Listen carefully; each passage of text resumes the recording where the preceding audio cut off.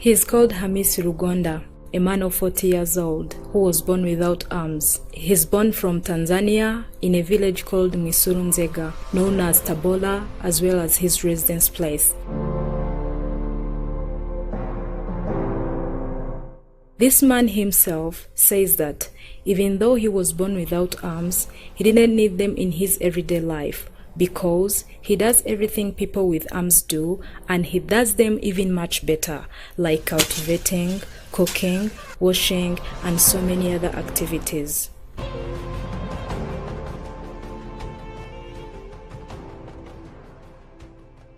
Mimi naitwa Hamisi Lugonda, ni miaka 40.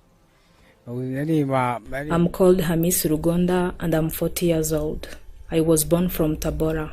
I'm a married man with 1 kid, but my son and wife left me. I now only live with my mother because my father passed away last year.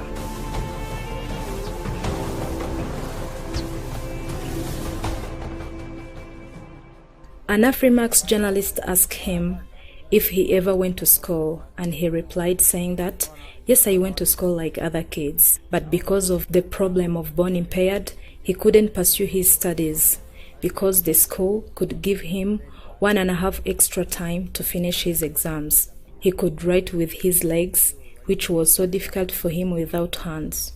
His legs had not enough speed to keep and use his time very well, compared to other kids who had no problem at all. The journalist asked him the reason why he didn't join the school of impaired people. He replied saying that he didn't join the school because he was born and lives in a poor village with no such kind of schools. Out of curiosity, we also wanted to know the reason why he didn't remarry after being left with his first wife. In his grief words, he told us that in the village from where he was born, people were so scared of him because of his impairment, which was his biggest obstacle and the same reason why he couldn't remarry, due to being considered as a disabled person. However, it's not the same case to Hamisi Lugonda, because when we met him, he was looking after cows, and it really surprised us.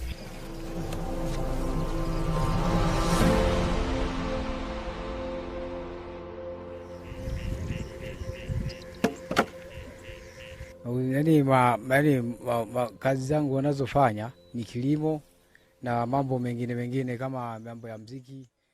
He said, really, I'm a farmer and music artist. The next thing people don't know is that I climbed Mount Kilimanjaro and climbed far ahead of an Australian man called McDonald's. Sasa mimi, yani kitu cha kawaida, yani mara ya kwanza nilikuwa najificha.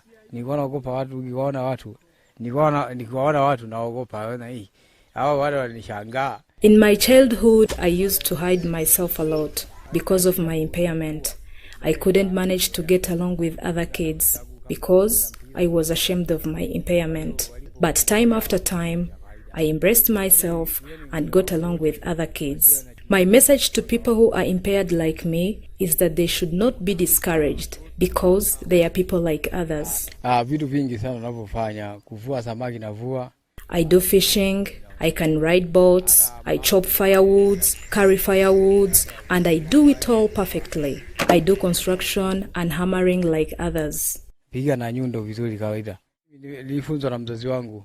Mzee alikuwa anasema kwamba ujifunze sababu uwezo mimi kesho na kesho naweza kafariki. I was taught everything by my father. He used to say that what belongs to your friend is rarely yours. Before he passed away, he sometimes used to tell me that he might pass away anytime, and I must be able to know how to take care of myself before that time comes, because there would never be any other person to help me.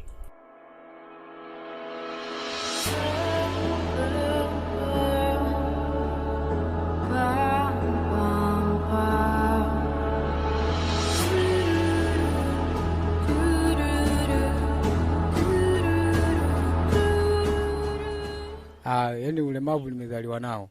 Yani nilizaliwa siku ya kwanza nilipozaliwa hospitali walishangaa. At my birth, doctors and parents were terribly surprised because it was their first time seeing a baby born without arms. Born a lot differently from others. So many people wonder how I cultivate and harvest crops by myself, and even manage to store them by myself at home. But I do it perfectly.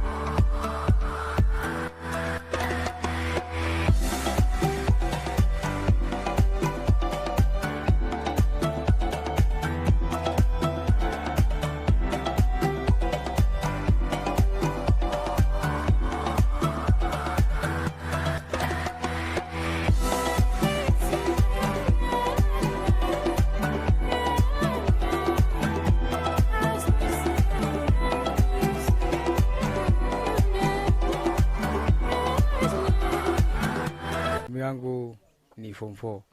Nimaliza mwaka 2005. Uchama sekondari. I even went to Uchama Secondary School and I stopped my studies in senior 4.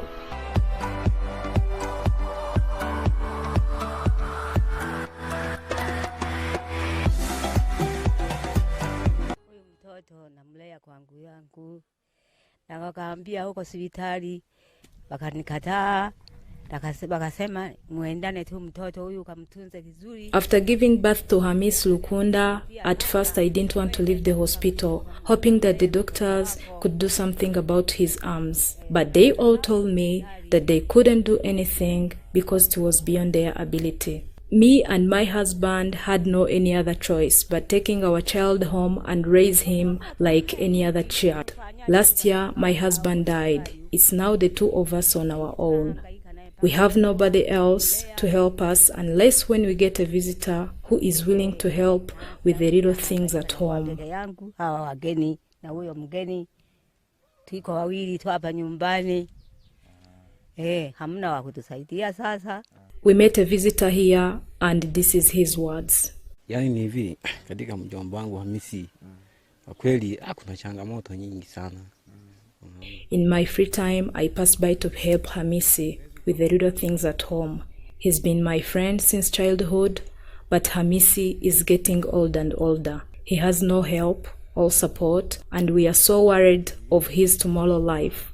Remember to subscribe, like, share, and comment. Thank you.